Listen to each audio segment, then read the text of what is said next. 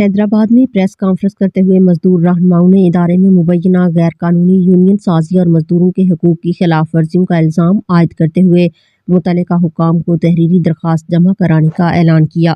Press conference کے دوران رہنماؤں کا کہنا تھا کہ کچھ افراد کی جانب سے جعلی اور غیر قانونی یونین قائم کر کے ادارے کے معاملات میں مداخلت کی جا رہی ہے، جس سے نہ صرف انتظامی امور متاثر ہو رہے ہیں بلکہ محنت کشوں کے حقوق بھی پامال ہو رہے ہیں۔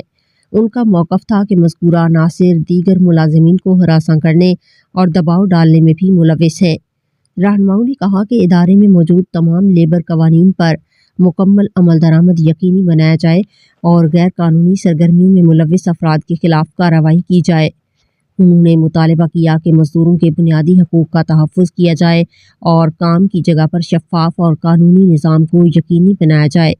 انہوں نے مزید کہا کہ اس حوالے سے متعلقہ محکموں کو باقاعدہ درخواست دے دی گئی ہے اور امید ظاہر کی کہ حکام فوری نوٹس لیتے ہوئے انصاف فراہم کریں گے۔